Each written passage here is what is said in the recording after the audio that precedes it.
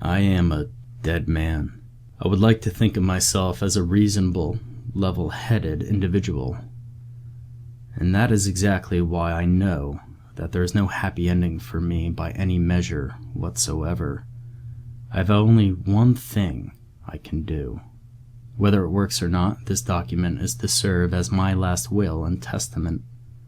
I will not try to diminish my responsibility in what happened, but before I die, the blame will be placed squarely on the heads of those who deserve it. It was the combined hubris of two men that sealed our fates, Dr. Chappelle and Dr. Volstak, the men who found God.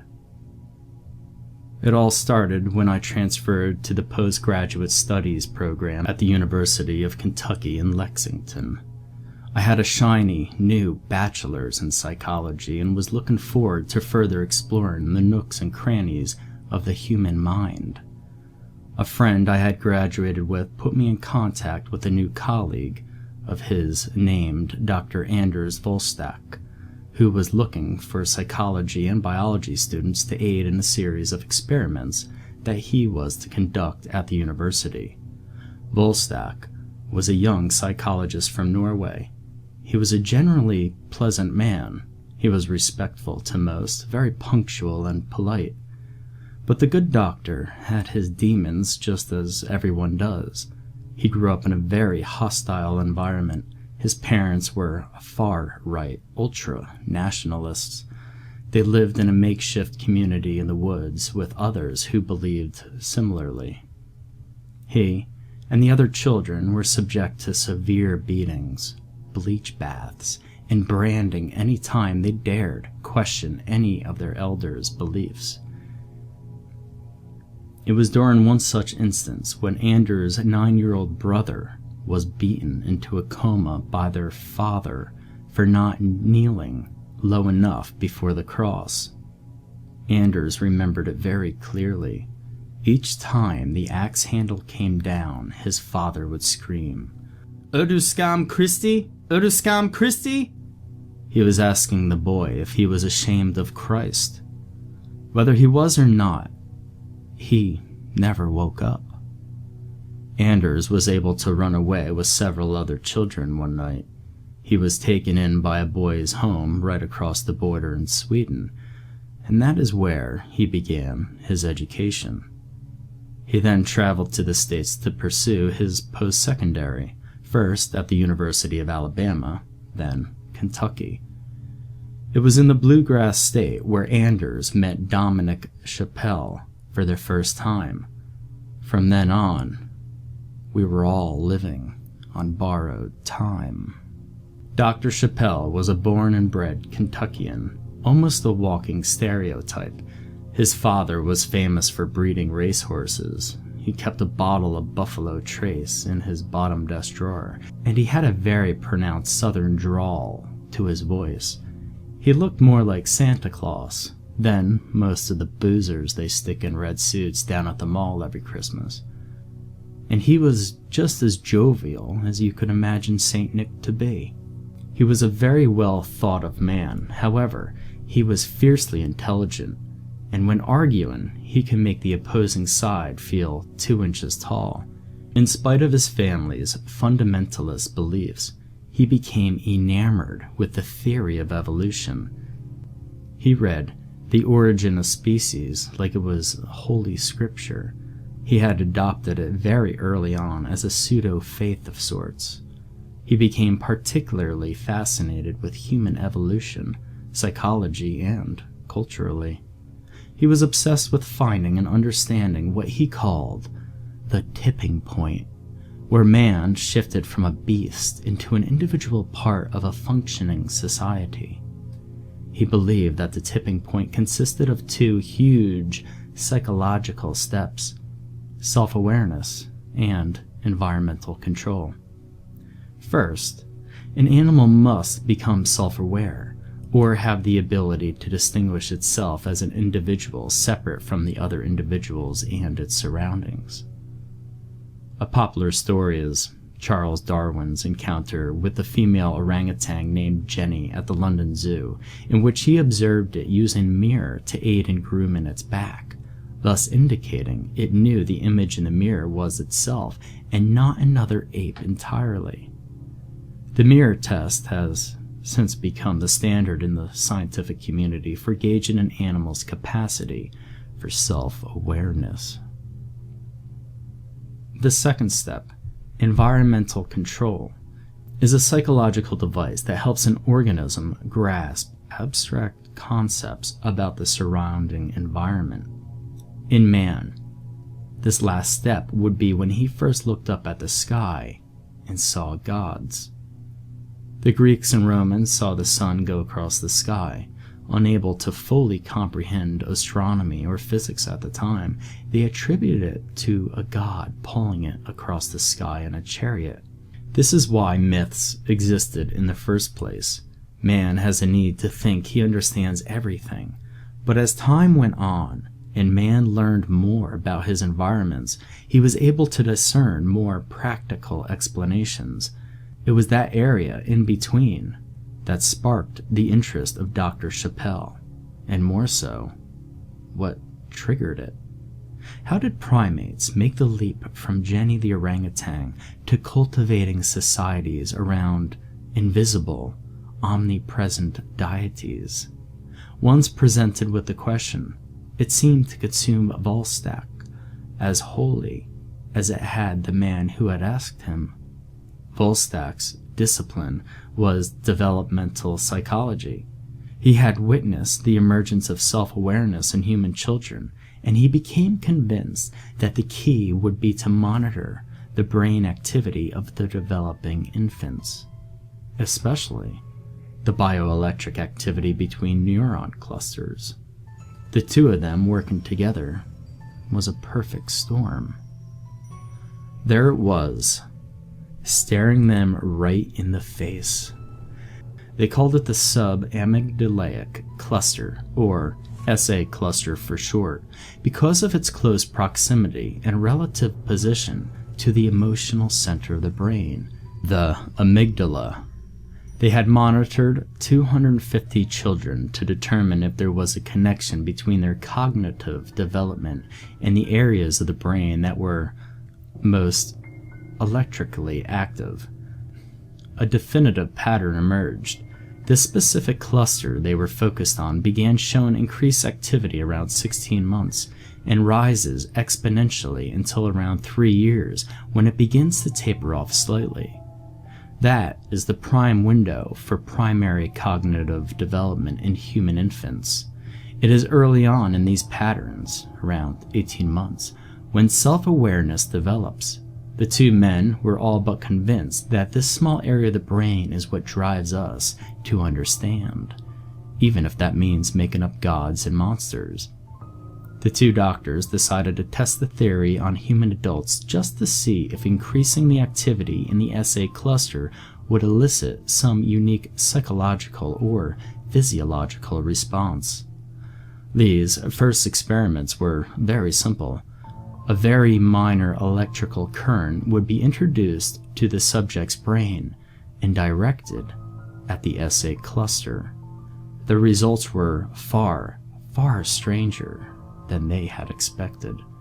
Each subject was placed in a completely isolated control environment so as to ensure no external stimuli was distracting the brain's activity.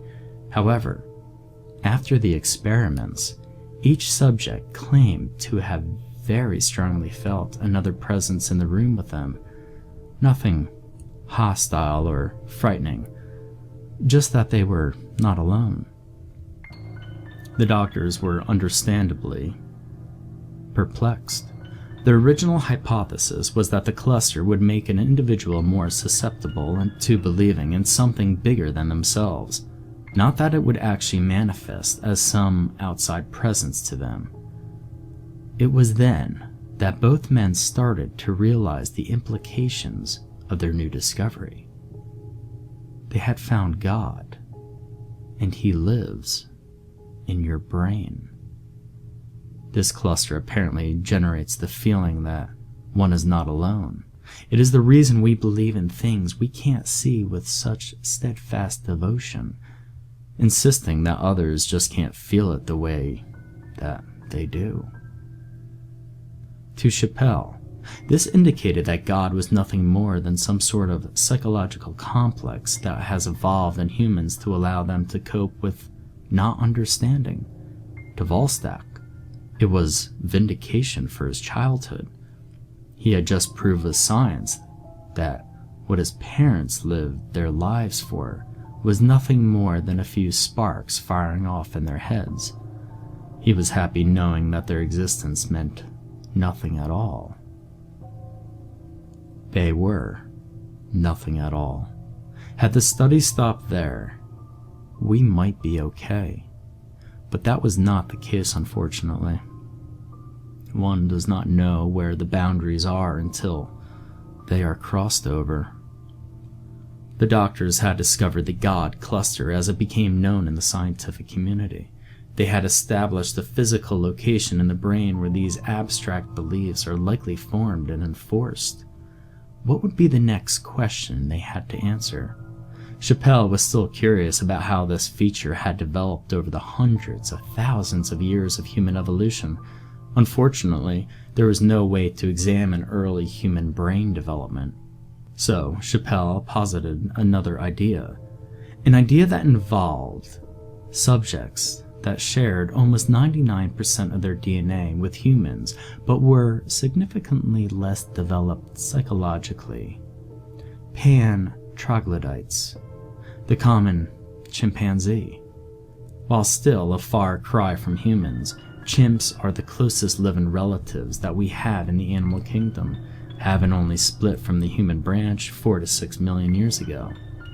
A relatively short period on the geological timescale.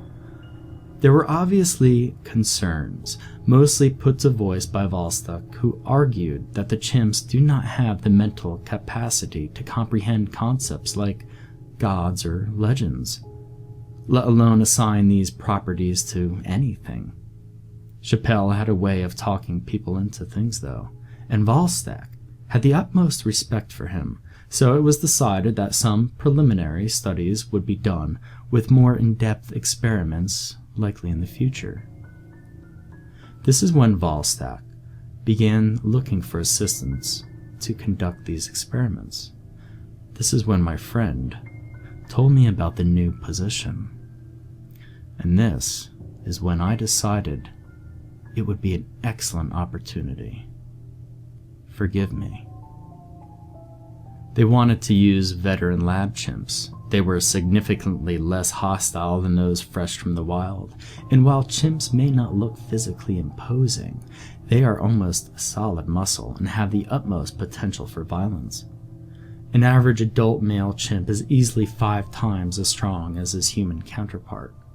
I'd heard horror stories about chimps going berserk, ripping people's limbs off, chewing their faces to pulp, and even kidnapping and eating human infants.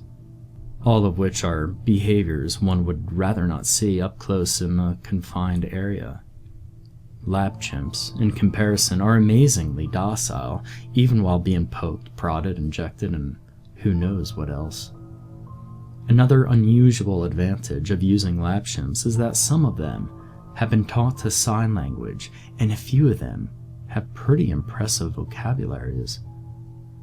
They have been shown to understand concepts such as love, hate, and sympathy. Volstak was taken aback by their intelligence. The more he watched them socialize, play, and solve puzzles, the more he wanted to carry on with further experiments. Chimps are also one of the few animals to have passed the mirror test, thus already displaying some sense of self-awareness, and they were able to function together in groups like tribes or clans while using a strict hierarchical social system. Very similar to behaviors displayed by early humans. The chimpanzees seemed so close. So where was that gap? That piece of the puzzle that we had, but they didn't. The first time I stepped into the lab, I convinced myself I was in the wrong place. It had 2 stories underground, at the end of a dank utility corridor. I was prepared to turn around and leave when I heard the door at the end of the hallway creak open. A small, middle-aged woman poked her head out. "We're in here," she said as she slid back inside. I tentatively walked down the hall and entered the lab. The walls were creamy white and the floor was gray tile with little black specks in it. A truly exuberant environment. There were 4 others in the room besides myself. Dr. Volstak, Dr. Chappelle, the friendly greeter, Dr. Allison Gamble, and another assistant like me, Jamie Kirst. Dr. Gamble was a world-renowned primatologist who had the privileged experience of studying under the very influential Diane Fossey before her untimely manner by the poachers she was fighting against in the December of '85. Gamble's specialty was the social interaction between chimps. She intensely studied their body language, social behavior, and vocalizations. She had worked extensively with lab chimps as well, teaching them how to sign and making sure they are comfortable and taken care of properly. Jamie Kirst was fresh out of the 4-year program like me. Although, unlike me, his degree was in biology and his special discipline being evolutionary biology. He was one of Dr. Chappelle's many adoring acolytes. Besides the people in the room, I noticed a plethora of equipment meant for both observing and measuring. Then I noticed the far wall. There were 3 separate windows into 3 separate enclosures. In each was an adult male chimp. Above each window were signs that read the names of the chimps. From left to right, it was Lou, Bongo, and Simon. Each had a tire swing, some toys, and makeshift lean toss with straw beds. Both Dr. Volstak and Chappelle came over to greet me. I had spoken with Volstak through an email about the student position, and he seemed quite excited to have me go on. Dr. Chappelle went on to explain precisely what we would be doing. We were going to sedate the chimps, introduce an electrical flow through the brain, and direct it at what they believed to be a primitive predecessor of the God cluster. Then, see if it has any effects on the chimp's behavior and day-to-day lifestyle. I was immediately drawing comparisons to the crude electroshock therapy used by asylums in the past, but Dr. Chappelle assured me that it was a very weak current that they would be using, just enough to stimulate neural activity. The chimps would not feel any discomfort whatsoever. In order to monitor any changes to the chimp's mood or personality, there would be a series of interviews with the chimps before and after the experiments, just so that we would be able to notice any hallucinations, mood swings, or other unusual symptoms that would indicate increased activity in or around the cluster area. Dr. Gamble would be the one conducting the interviews since she had the most face time with the animals and knows how to communicate with them. It seemed like they had it all pegged out and ready to go. They had everything under control. I truly felt that way the first day. I'm a goddamn fool. The pre-experimental interviews were conducted the next day. Each chimp seemed in good health. Dr. Gamble spoke with each of them, signed with each of them, and since she was the only one among us that was familiar with the language, we could just watch and wait for her to fill us in after the interview. She asked them all the same questions. What is your name? What is my name? Do you feel good or bad? All 3. Lou, Bongo, and Simon answered the questions and were all given chopped fruit. The chimps were a lot bigger in person than I had imagined. close to 5.5 feet tall and weighing in around 150 pounds. These were not small animals by any measure. Simon, especially. He was larger than the other two, but he was also the most talkative. He asked Dr. Campbell for chocolate during their interview. She told him she would bring him some later, and he began hooting and laughing. It was surreal to be around something so close to human that you could feel a certain kinship, yet just animal enough to convince you it's not a human. The experiments began the next day. Each chimp was separately sedated, strapped to a stretcher, and wheeled into an adjacent room with various electrodes, monitoring equipment, and medical supplies. Each went smoothly. The chimps were wheeled in, the electrodes were placed on their temples and on the back of their head in order to make sure the electrical current could be properly directed at target that they were aiming for. We would let the current pass for about 10 to 15 minutes, then deactivate it, and wheel the chimp back to its enclosure to rest until it wakes up. Like clockwork, we did this every single day for a week. After each time, the chimps were interviewed, and each time the results were very average and uninteresting. They knew their names, they knew Dr. Campbell's name, and they felt good, over and over and over. By the 5th day, Simon stopped believing the lies about tomorrow's chocolate and stopped asking altogether. It was the same thing every day for a week. Frustration abound, Volstak suggested they increase the voltage. Maybe they weren't stimulating the nerves enough. Campbell was hesitant, of course, but after some coercion from Chappelle, agreed to proceed. Another week, nothing. We increased again. The next week, nothing. Everyone was tired and frustrated. That's when Chappelle made a turn. He suggested that we stop sedating them beforehand, that an active, awake brain might respond differently. Campbell put up a fight with that one. For once, I thought Chappelle was going to back down. He didn't, though. He just bided his time, smiling. He asked Volstak, Jamie, and I come in during the night so we could conduct the procedures without Campbell knowing any differently. I was hesitant at first. Then Volstak threatened me with termination from the project. This was too big. Same routine. We wheeled the chimps in one by one, hooked up the electrodes, and flipped the switch.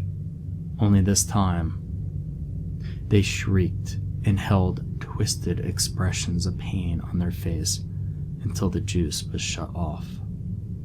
Each one. Lou, Bongo, and Simon. Once we were done, we shut down everything and left. Lou and Bongo were both out like lights, but Simon was just looking at us through the window, staring, not moving at all. I thought it was a look of betrayal at the time. This was neither the first or last time I would be wrong.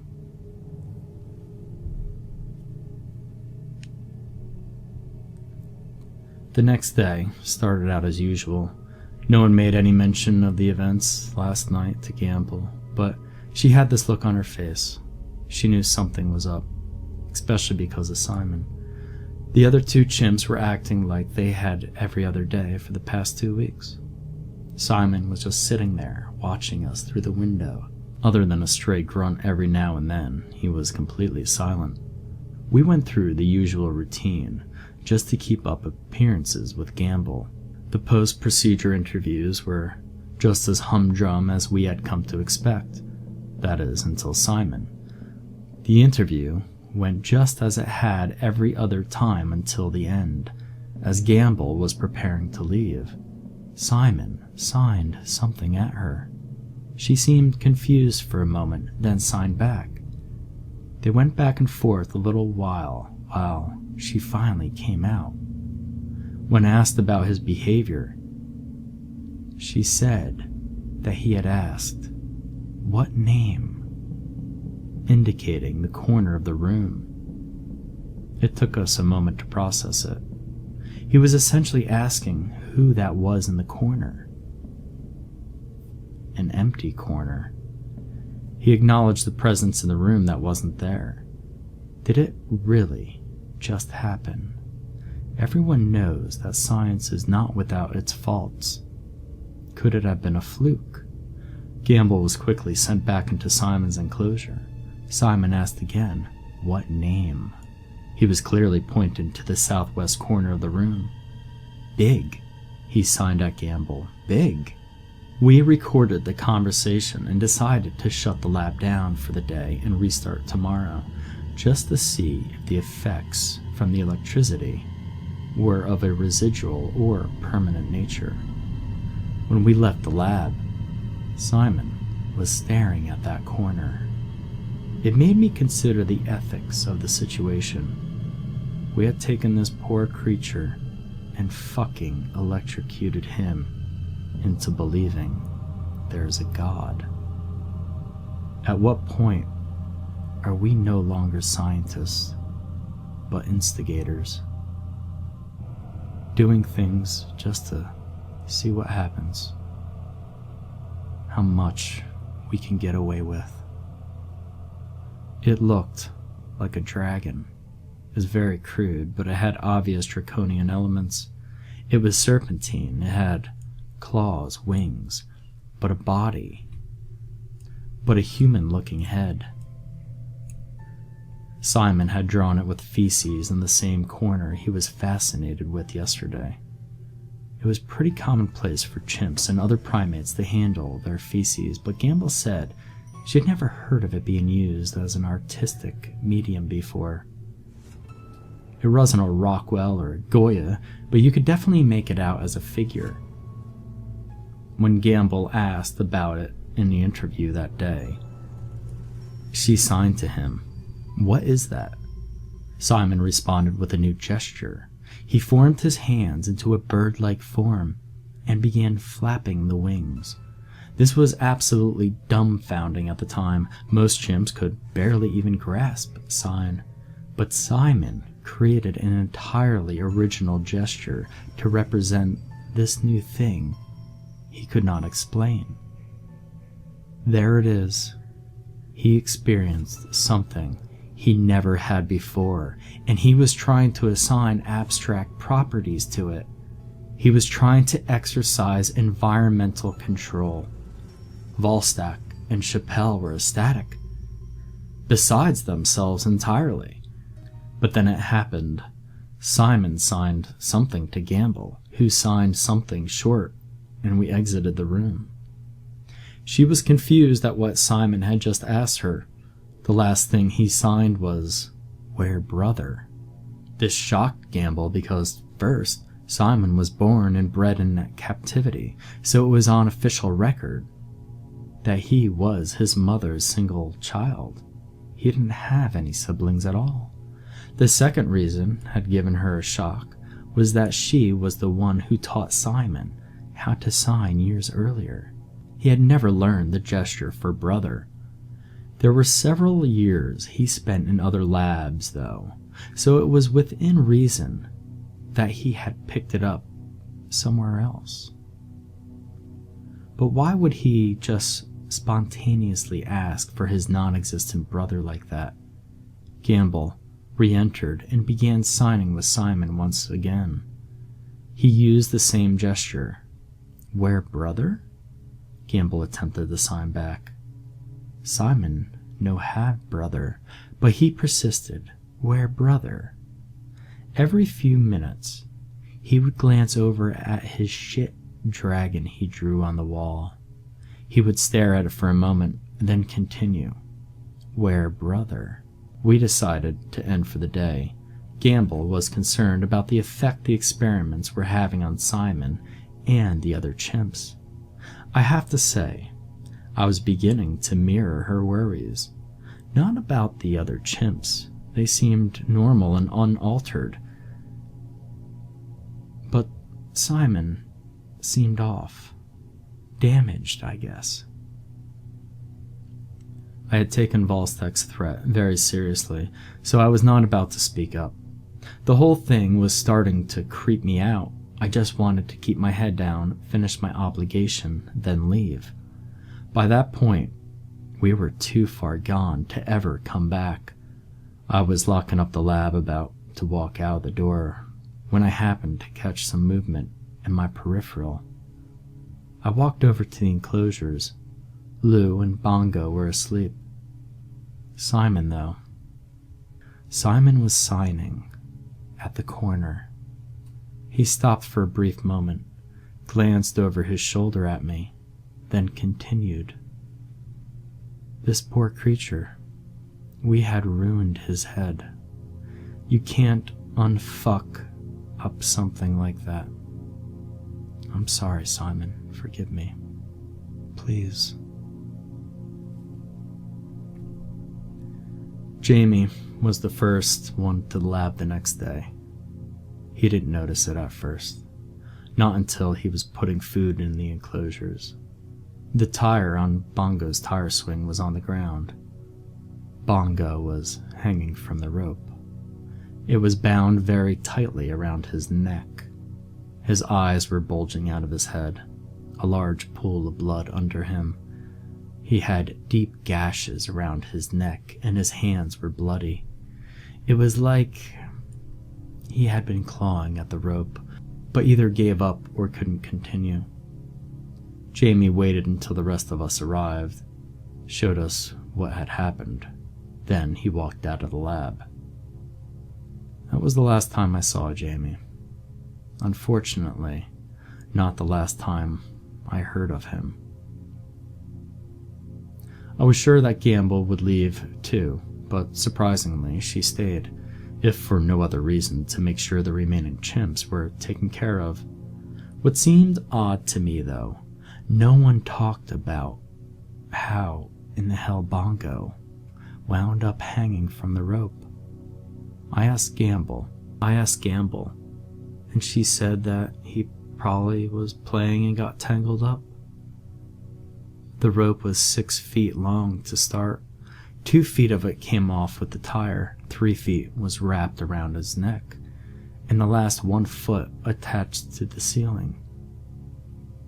I didn't think that could just happen from playing, especially since they didn't play. Lab chimps don't have the same spirit wild ones do. They don't climb the cages top to bottom or Tarzan around on some vines. They sit, eat, shit, and sleep. I found the circumstances around Bongo's death to be strange, but Volstak and Chappelle reminded me, we have work to do. Lou and Bongo weren't the stars anyway. Simon was the only one who mattered now. Gamble, visibly upset, calmed herself down and entered Simon's room. As soon as she sat down, "Where's brother?" We had broken him. I thought we had just driven him over the edge. He was mentally cracked from the electrotherapy. God, why the fuck did I even get involved in this? Shocking God into animals, what was I thinking? That's when he used another new gesture. He would pat his hands on the table and pat them like he was beating a set of drums or something. Gamble must have reached the same conclusion I had. Her face instantly drained of color. She proceeded to stand up and walk out of the room. She was shaking. Where Bongo? Where Bongo? That's what Simon was asking now. The chimps were never in a communal enclosure. They had always been separate. They shouldn't have even known other chimps were involved, let alone their names. Volstak and Chappelle were expressionless. I don't know what they were thinking at this point. Hell, I'm not even sure what I was thinking. We barely even had time to look at each other before Simon started tapping on his window. Where brother?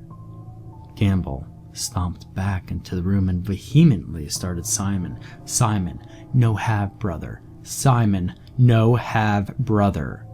Then he signed something different. Pen. Simon had been part of labs that allowed the chimps to work with various artistic tools, so it was not unusual for him to know how to ask for a pen. Campbell came out, grabbed a pen from a desk, and then went back in. She gave the pen to Simon. He immediately ran to the wall and started marking on it. It looked like he was trying to write the words, but the characters were malformed or seemingly invented on the spot. He had filled half the wall with these incoherent markings before he abruptly stopped.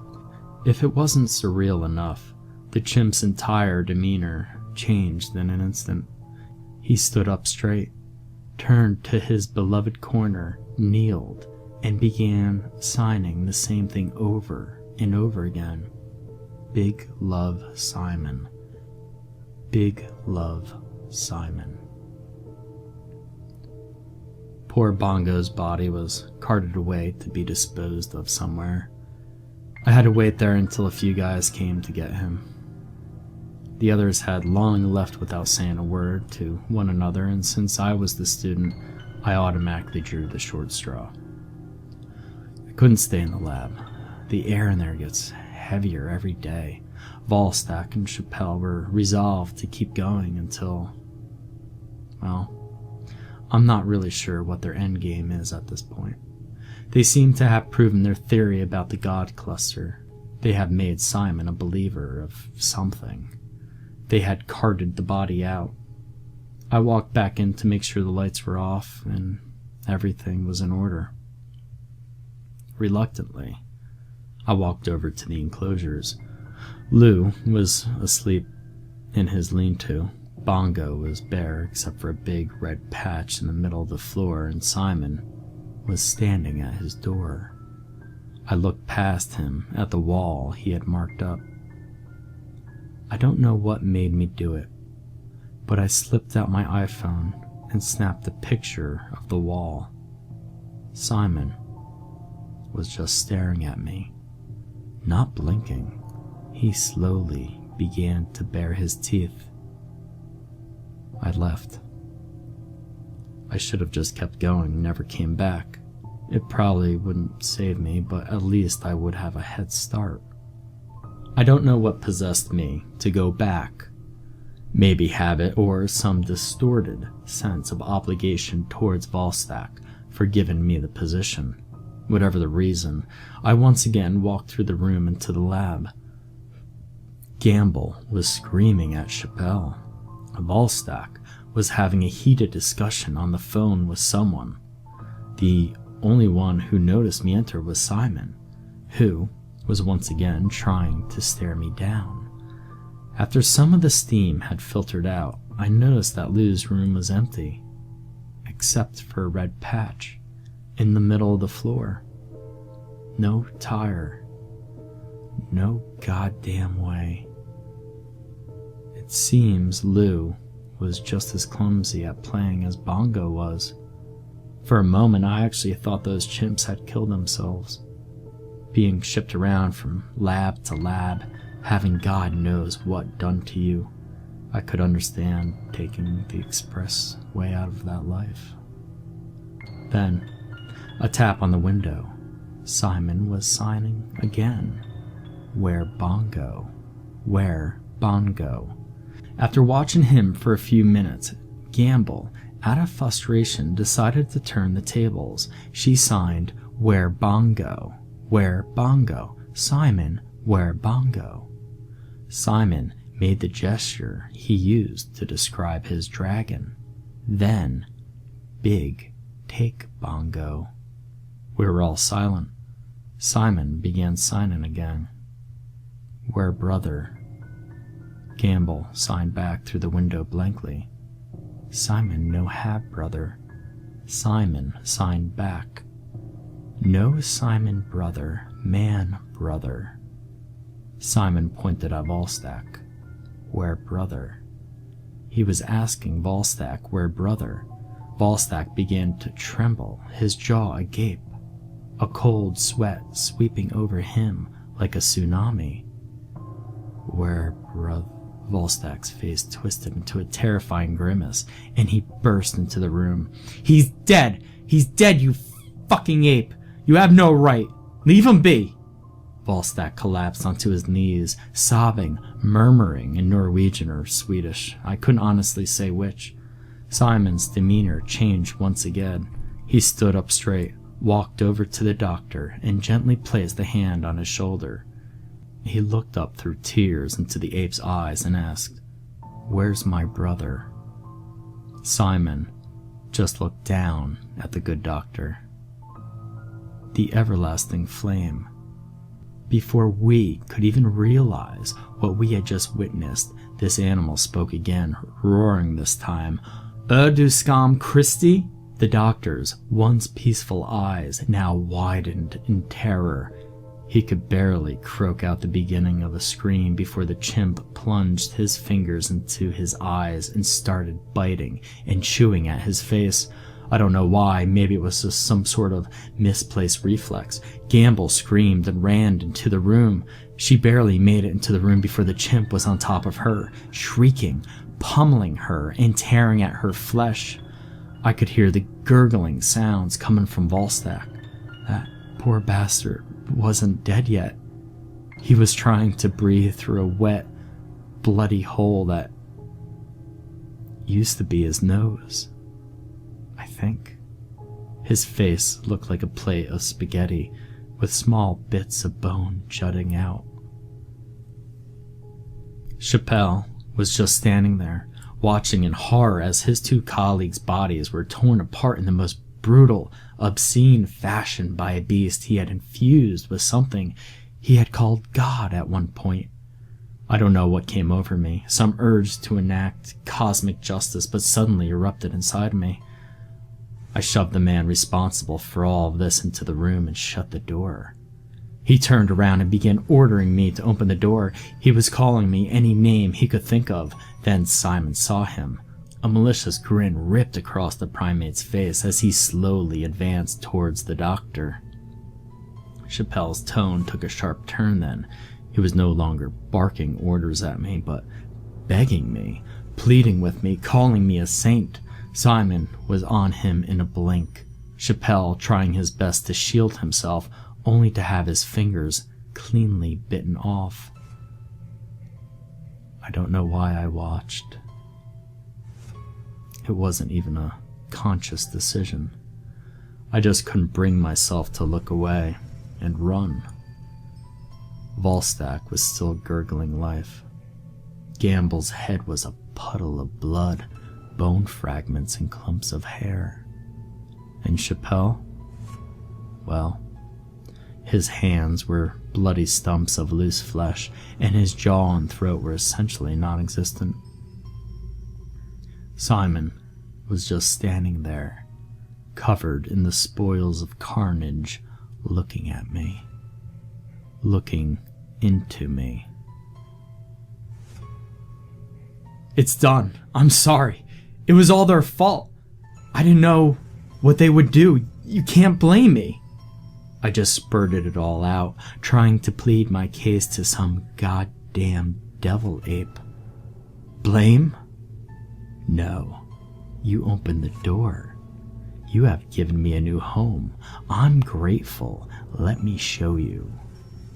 The ape walked up to the glass and pressed the palm of his hand firmly against the pane.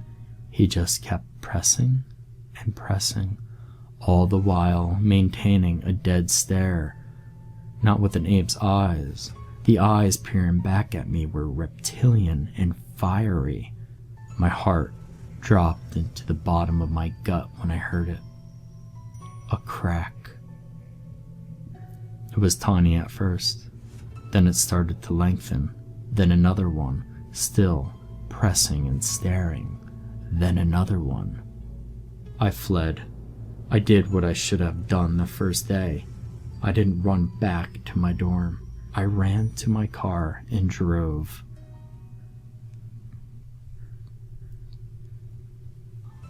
Well, that was 4 months ago. They found the bodies in the lab. The prime suspect is a young psychology student who is aiding them in their studies. No mention of any chimpanzee. I would almost turn myself in and confess if I thought I would be safe in prison, but I don't think the word safe even means anything anymore. It's hardly more than a noise I can make with my mouth now. I tried to track down Jamie, thinking he would be sympathetic of me and help.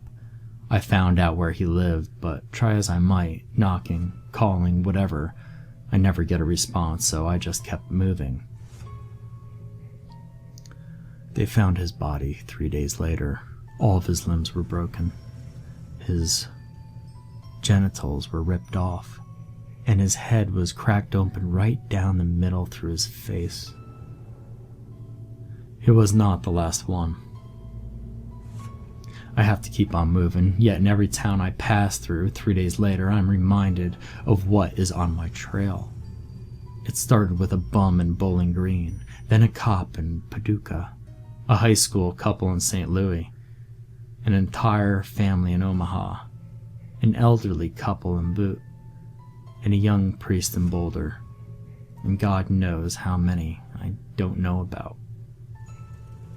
The beast will never lose my scent, and I can't just keep leading it around the country on some merry-go-round of gore. What we did back then, we invited something into our world. Hell, we practically pulled it into our realm. I still don't understand what happened, but I don't guess or anyone else ever will. I was able to get the markings on the wall analyzed by a linguistics professor I knew from USC. It was a known language, Assyrian, a language much older than the Bible. He tried to translate it, but I could not stick around for much longer. What he was able to translate was a little less than comforting. O mighty flames of Sepharvium, deliver the sons and daughters of the heretic into the jaws of the mighty Adramelech, so that they may suffer and learn his wrath. All kneel to the dark-eyed one and weep at his power. No hope or mercy will be granted to those who oppose his reign. The only solace that I could find in this situation is that if evil exists to that degree, there must be good to that degree as well. I can't say I believe in God, but I have to hope something is there, something that will help me try to make right out of what I've done. This is my 3rd day in a motel on the outskirts of Reno. Sunset is in less than an hour away, and the air grows heavier by the moment. To my right, I have a crucifix and a Bible. To my left, a shotgun. I doubt either can shield me from what comes my way. Forgive me for my trespasses, God. Please, help me. There it is. The tapping at the door. Steady. Growing. Simon is here.